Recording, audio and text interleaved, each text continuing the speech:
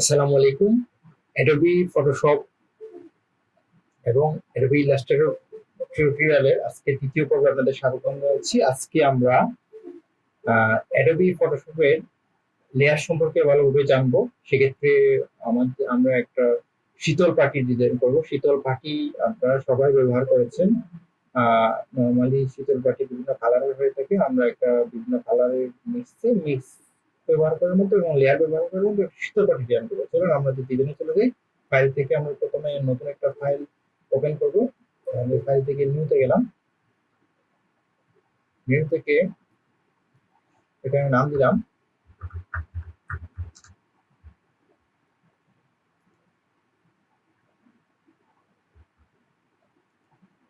এখানে নাম দিলাম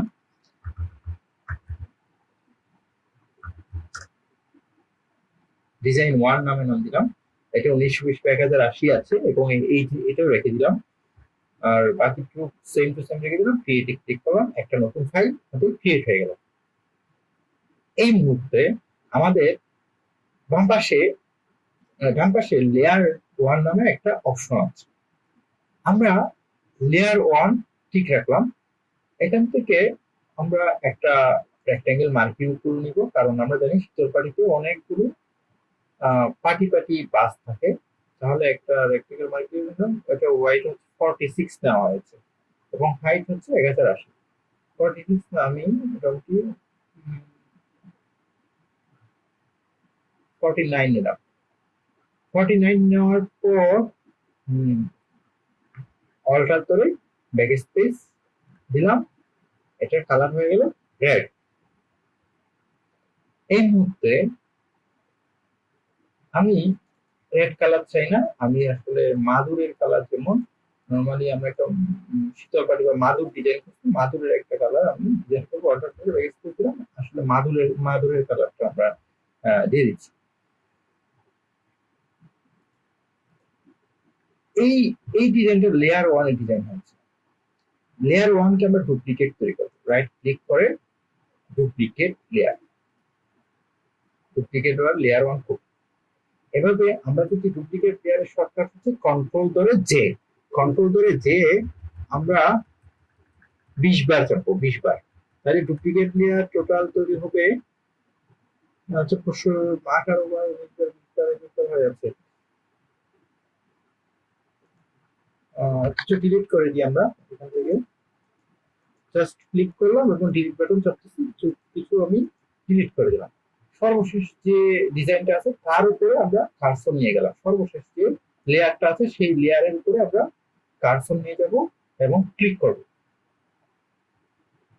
তাহলে এই মুহূর্তে আমাদের সর্বশেষ লেয়ারটা, মানে সবার উপরে যে লেয়ার সেটা সিলেক্ট হয়েছে। উপরে যে লেয়ার সেখানে ক্লিক করে মুভ টুলকে সিলেক্ট করে আমি এই আর্টবোর্ডে যে ডিজাইনটা নিয়েছিলাম সেটার একটা ডিজাইনকে আমি এই পাশে নিয়ে আসলাম।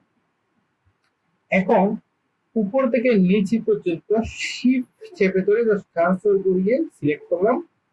সিলেক্ট করে আমার উপরের দিকের একটা অপশন আছে, মুভ টুল যখন সিলেক্টেড অবস্থায় থাকে এবং উপরের দিকে দেখা যাচ্ছে এখানে কিছু অপশন থাকে। এই অপশনগুলোকে বলে অ্যালাইন। এই 3 কোণাতে ভিতরে অ্যালাইনের আরো কিছু অপশন পাওয়া যায়, যার মধ্যে একটা অপশন হচ্ছে ডিস্ট্রিবিউট। এই তারগুলো আছে লম্বালম্বি। এখানে ডিস্ট্রিবিউট একটা আছে লম্বালম্বি, মানে হচ্ছে সমান্তরাল, একটা তো সমান্তরাল, একটা উলম্ব। উলম্বতে আমরা ক্লিক করব।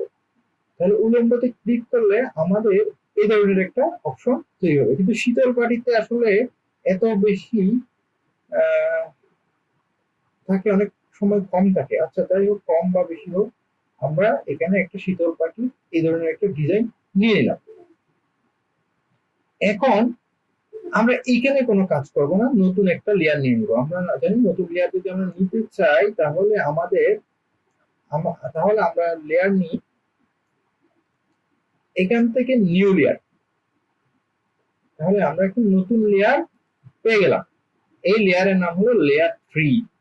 লেয়ার 3 তে গেলাম। লেয়ার 3 থেকে আমরা আবার রেক্টাঙ্গেল মার্কিং টুল থেকে নিয়ে একটা রেক্টাঙ্গেল মার্কিং করে নিলাম। এখানে আমরা নিয়েছিলাম 49। ঠিক সেম টু সেম 49 নিয়ে রাখবো, 50 রাখলেও কোনো সমস্যা নাই। মোটামুটি কাছাকাছি আর কি। কাছাকাছি আমরা একটা মান মানে আমরা আহ, একটা ডিজাইন নিব। 48, এটা 48 ঠিক আছে। এটার একটা কালার দিয়ে দিব। ধরে নিলাম এটার কালার হচ্ছে ব্লু, একটা ব্লু টাইপের একটা কালার দিয়ে দিলাম। কালার দিয়ে আমি অল্টার চেপে ব্যাক স্পেস চাপলাম। এই লেয়ারকে আমরা কপি করব বা ডুপ্লিকেট লেয়ার তৈরি করব। তাহলে কন্ট্রোল চেপে যে চাপবো, মোটামুটি কন্ট্রোল চেপে যে আমরা 12, 13, 14, 15টা দিই। 15টা মোটামুটি দিয়ে দেখি। 15টা দিয়ে দেওয়ার পর শিফট চেপে লেয়ার 3 পর্যন্ত সিলেক্ট করবো। মানে যে যতটুকু পর্যন্ত আমরা এখানে দেখতে পাচ্ছি ব্লু কালারটা আমরা নিয়েছি। নেওয়ার পর সেম টু সেম মুভ টুলে ক্লিক করব।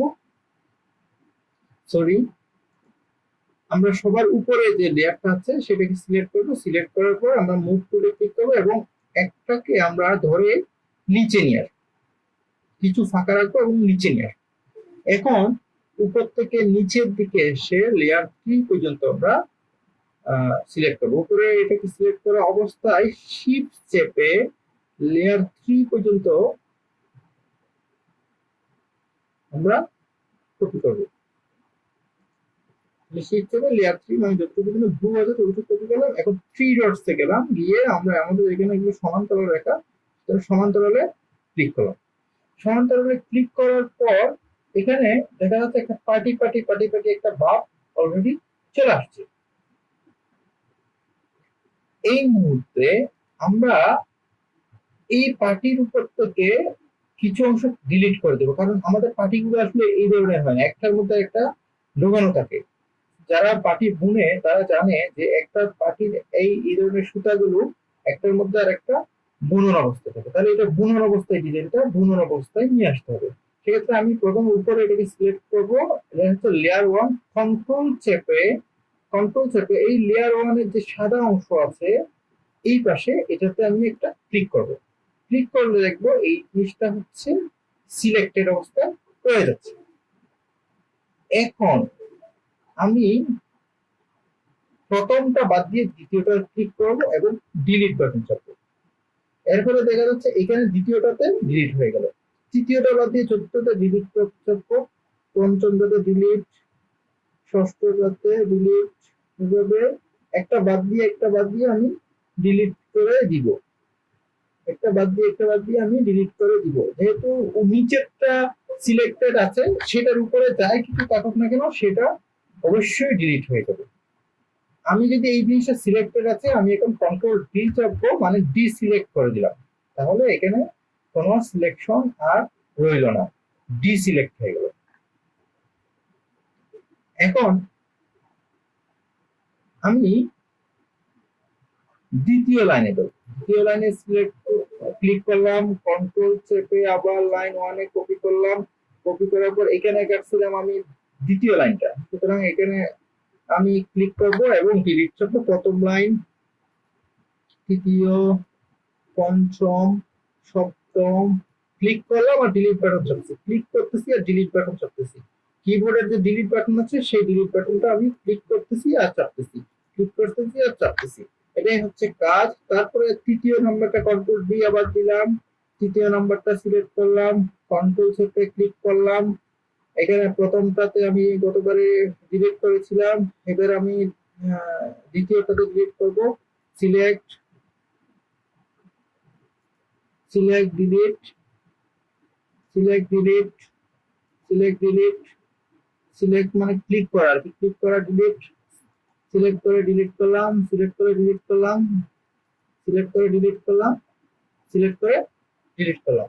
কন্ট্রোল চেপে ক্লিক, তারপর ডিলিট, কিবোর্ডে ডিলিট চাপবো। এটাতে গতবারে আমি ডিলিট করি নাই, এবার আমি সিলেক্ট করলাম, ডিলিট করব, সিলেক্ট করলাম, ডিলিট, সিলেক্ট ডিলিট, সিলেক্ট করে ডিলিট করব।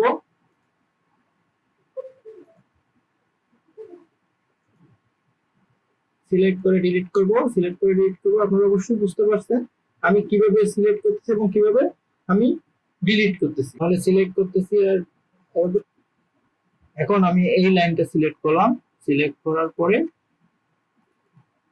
মুভ টুলে গেলাম, মুভ টুল থেকে এটা ধরলাম, সিলেক্ট করলাম, সিলেক্ট করে কন্ট্রোল চেপে এটা সিলেক্ট করলাম, এটা সিলেক্ট হয়ে গেল। সিলেক্ট হওয়ার পরে আমি যে উপরের অংশটা আছে তাহলে গতবারে এটা হচ্ছে ডিলিট হয়েছিল, এবারে ডিলিট হবে না, এবারে এটা ডিলিট হবে।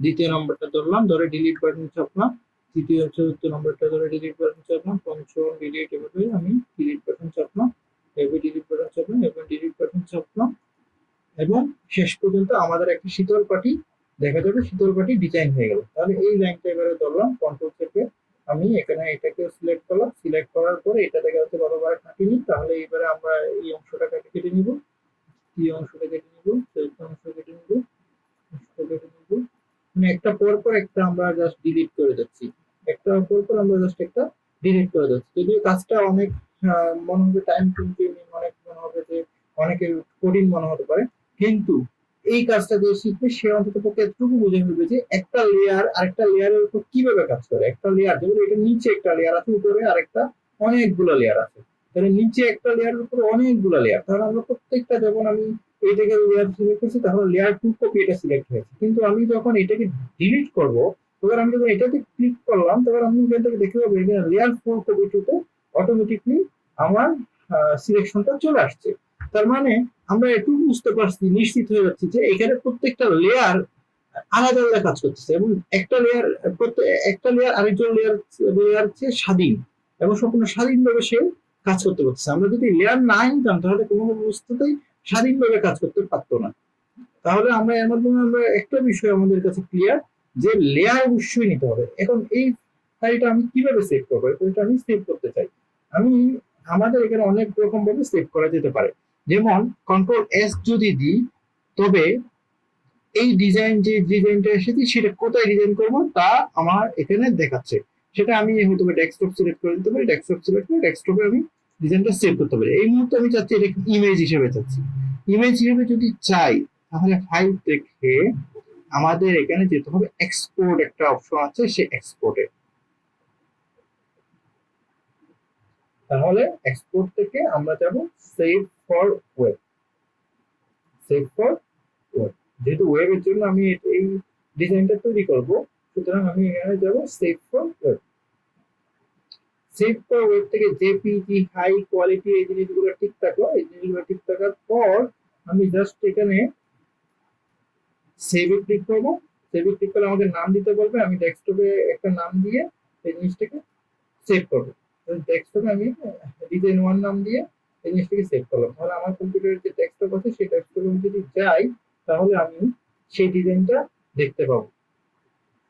তাহলে ডেস্কটপ ডিজাইন 1 নামে একটা ডিজাইন অলরেডি তৈরি হয়ে গেছে।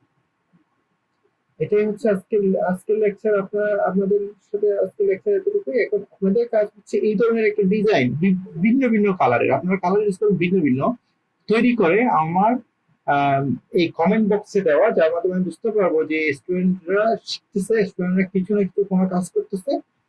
এবং আপনার এই অ্যাডোবি ফটোশপ এবং ইলাস্ট্রেটরের মূল যে বিষয় সেটা হচ্ছে এখানে প্র্যাকটিস করতে হবে। প্র্যাকটিস ছাড়া কোনো অবস্থাতেই আপনি কোনো ডিজাইন শিখতে পারবেন না। আপনি 2 দিন শিখবেন, 3 দিন শিখবেন, চতুর্থ দিন আপনার মজা লাগবে না।